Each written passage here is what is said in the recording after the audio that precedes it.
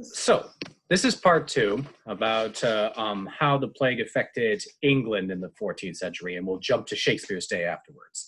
Like I said, the social hierarchy was completely thrown into chaos. About 50 years after the Black Death, so after the initial run of the initial infection of the bacillus,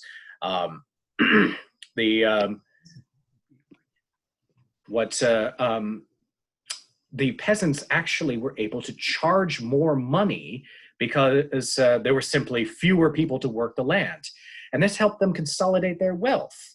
In essence, it was the beginnings of the first English middle class. But, you know, this is a feudalistic society, so the nobles weren't going to take that lying down. If you look at this slide on the right, this is a law forbidding local landowners for paying peasants at higher wages, as in pre-plague. They wanted the wages to go back to pre-plague levels. And the peasants did not like this one bit, especially because their work was harder. It just wasn't fair. And that's one reason why they organized. In 1380, they formed the Peasants Revolts under the reign of King Richard II. Their goal was to convince the king to let them have higher wages, to treat them better, but also because they owed more allegiance to the king than to their local lord, they thought that the king would take their part. But of course, the king owed his position to the private armies of these local lords. So his answer was not favorable to them. If I can read this quote attributed to King Richard, "You wretches, detestable on land and sea, you who seek equality with lords are unworthy to live. Give your message to your colleagues. Rustics you were, and rustics you are now. You will remain in bondage, not as before, but incomparably harsher. For as long as we live, we will strive to suppress you, and your misery will be an example in the eyes of posterity." Now, Shakespeare takes the character of King Richard and makes him an egomaniacal man-child who believes that basically he can do whatever he wants because he believes the kings are appointed by God. Bill and Cheryl didn't get an invitation. They are, can you send them one? Okay.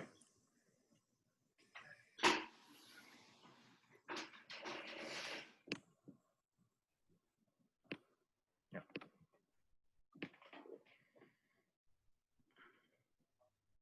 Yeah. Cheryl, AP Weiss at Gmail. Yeah, I'm sending it. Okay. All right, to continue. So this will be important later because we have, once again, a disease that very soon afterwards emphasizes the social and political distinction between different classes. In essence, the Peasants' Revolt was similar to the Black Lives Matter protests that we are experiencing now, because again, during pandemics, people on this lower end of the social order suffer incomparably harsher than those who have the money to, for instance, go to a country house in Essex. Now we're going to jump to Shakespeare's day. Like I said, the Italians pioneered the concepts of social distancing and dividing up the population to limit and control the spread of disease. And the English quickly followed suit. Well, when I say quickly, it took them over 100 years. But by 1518, there were plague orders in place that were designed to, again, like the Italians, contain the spread of the disease. And so and you can see them on the left side of the screen here. I'll read the first one for you. "First, a trade from the Lord Mayor of London to every alderman of each ward to charge their deputies, constables, and officers to make search of all houses infected within each parish." Again, like we saw in the Romeo and Juliet quote, This is the reference to the searchers who go around looking for people who show symptoms of plague. If they have a plague, they have to be mandatory quarantine for about 40 days. One such person who was in charge of enforcing these mandatory quarantines were the local aldermen, like Shakespeare's father, John Shakespeare, who was the alderman of his town, Stratford-upon-Avon. Now I'm going to show you a short video, hopefully, that will explain a little bit more about these plague orders. 1603, as soon as the death toll reached 80, the plague orders were put into effect. Okay, I'm going to try and move this so I can put it full screen. There we go.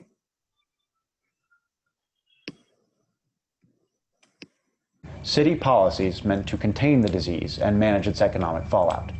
A special tax was instituted for the relief of urban poor who could no longer work. Physicians were sent to every parish in the city. And recipes for affordable, easily obtainable medicines were published in order to combat quackery and misinformation. The plague orders were first instituted in 1518 and probably updated in 1592. According to Defoe, 1603 was the first plague where the orders demanded the shuttering of houses, basically mandatory quarantine. This seems to have been done on a house-by-house basis. If a member of your household showed plague symptoms, you were required by law to report it to the local health examiner within 2 hours, and that very night, your house would be put on quarantine. They would paint a red cross and write a prayer on your door to signify to your neighbors that your house was infected. Watchmen would be deployed to your street to make sure you didn't leave during the day or even at night without good reason. And if a member of your family died, then that burial would have to take place at night. Friends and non-immediate family were forbidden from attending the funeral. Plague spread fast in the cramped filth of early modern London, even with the quarantines. At the height of the 1603 plague, 100 Londoners died every single day. With every plague, theaters were closed, and actors went broke, if they even survived.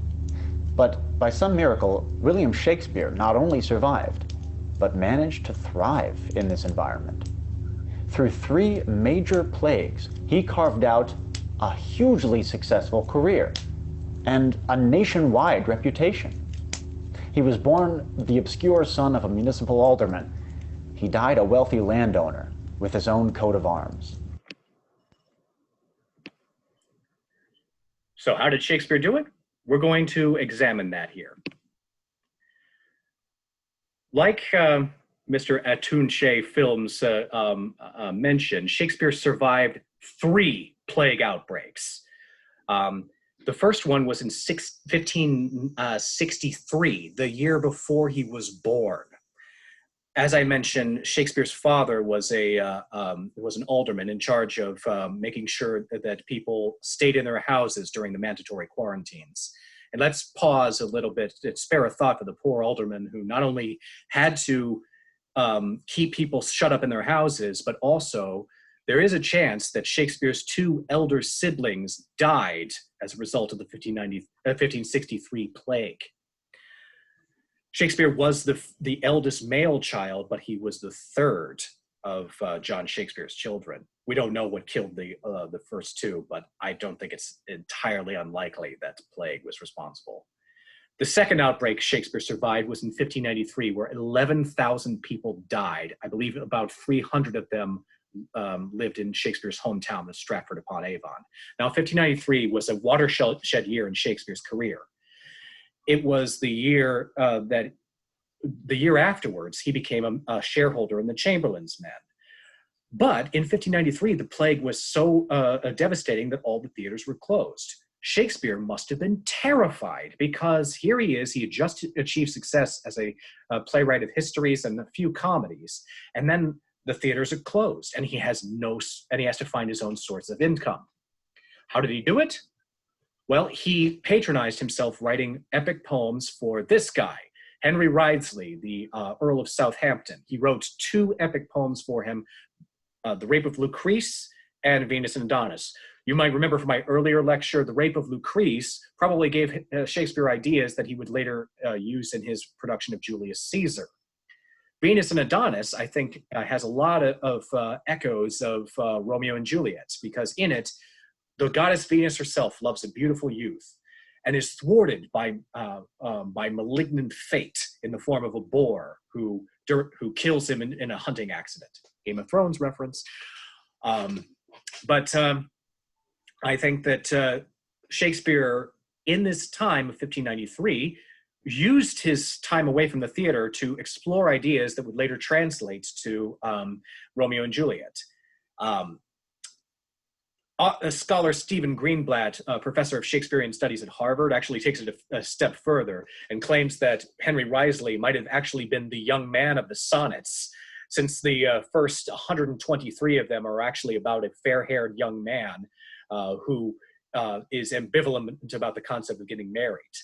He actually, Greenblatt actually suggests that Wriothesley's father might have told Shakespeare, "I want you to write some poems so that he gets married and has an heir," despite the fact that by some accounts, Wriothesley might have been a homosexual. Now, it's bad scholarship to assume one way or the other on that, but the point is that Shakespeare found a way to survive in the 1593 plague. He got royal patrons, he was writing extensively, and his hard work paid off, because Romeo and Juliet was first published in 1595. It was performed at court at 1594, so it's reasonable to assume it was probably written around 1593. Which means that Shakespeare very much wrote the play with the knowledge of plague. And as you've seen in the first part of the lecture, plague features heavily into the themes and ideas of Romeo and Juliet. The plague and Romeo and Juliet are inextricably intertwined. The second plague that Shakespeare suffered through was in 1603. It must have been another catastrophic moment for him, because 30,000 people died, so of course the theaters were closed again. The Privy Council made a rule that the theaters had to be closed if the death toll per week rose above 30. 1603 was also the year that Queen Elizabeth died. So Shakespeare once again must have been biting his nails, terrified that he not only had no public theater, he also had he also lost his most important patron. Unfortunately for Shakespeare, the monarch after him, King James I, was also extremely well disposed toward the theater and made Shakespeare his official royal patron. Made his company the official royal acting company, the King's Men. Now, I think that the plague must have influenced a lot of Shakespeare's business decisions, because in 1603, because as we discussed in the Globe lecture, Shakespeare not only constructed the Globe Theater, but he also bought the lease to the indoor theater of the Blackfriars. And I think that probably one decision that influenced him was he was tired of the public theaters being closed by mandatory quarantines. Probably the smaller theater of the Blackfriars was not as subject to these public health laws, which means that Shakespeare had a much steadier stream of income from it. The plague hit again in 1606. And at this point, I mentioned at the beginning that at the early stages of pandemics, record keeping is very shoddy. But fortunately, unfortunately, because of the numerous outbreaks of plague, 40 between 1348 and 1609, at this point, the record keeping of local searchers and local magistrates became much better, and as you can see, were printed and publicly distributed. You can see on here the list of diseases that were afflicting people at this time, which again helped inform public health decisions like the closing of the theater. Let's see, how many people? Yes, 3,880 people died in this particular week of the 1609 plague. This was exactly the period where Shakespeare started slowing down his dramatic output. And I could imagine Shakespeare, after surviving 3 plagues and realizing what a blow the public theaters took, finally must have decided that this was the time to start retiring. He retired in 1613, died in 1616 of unknown causes, probably not a plague, but I can just imagine Shakespeare deciding that he had enough of the terrifying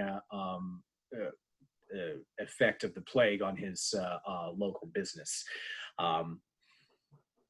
So he probably decided to chuck it in and became a landholder around this period. He started buying more land in Stratford-upon-Avon, retired, and decided to take that as his main source of income.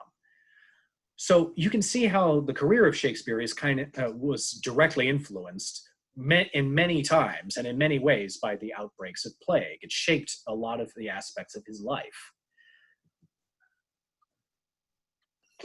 And what does this say when you compare this to our current pandemic? Well, first of all, as you can see, the history of plague is the history of learning how to responsibly diagnose, treat, and respond to plague. Not only plague, but also the inevitable political and religious changes that come about during a time of plague. Plagues are always times where you have to reassess the government's role. The Italians didn't just quarantine people, they also carved out specific quarters and districts that people were allowed to live so that the government could keep an eye on people and make sure that people with symptoms did not leave their particular district or quarter in the events that they contracted the plague, to avoid spreading it to other people. This is one of the reasons why our modern day country is so heavily divided into districts, bishoprics, states, and states, counties, and other such things. These are the kind of political distinctions that came as a result of needing to keep track of where people are during an epidemic. Another thing is, we learned that, and one word of comfort that I can give is that even though, once again, we are dealing with a pandemic that has no clear cure, the practices of social distancing, closing down large scale venues, has worked. It slows. You can see that plague in Shakespeare's life went from half the population of Europe to 11,000 and 30,000 deaths in a particular year. That's still devastating, but pretty good without any notion of proper cleanliness or any kind of vaccine or antibiotics. But another thing that is important to remember is that plagues inevitably make us question the social order. Arguably, the Peasants Revolt, the Shakespeare that must have influenced Shakespeare's Richard II and later plays like Coriolanus, demonstrate that when a government turns a blind eye to the suffering of its people, events like pandemics can cause tensions to boil. This is a quote from the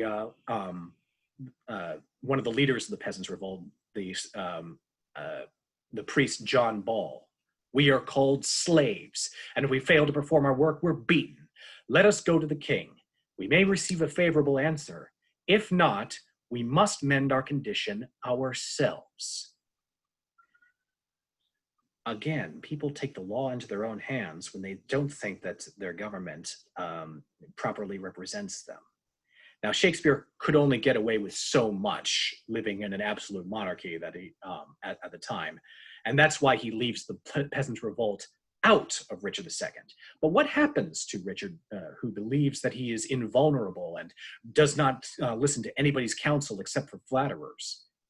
He is betrayed, he is deposed, and he's sent to the Tower of London and murdered.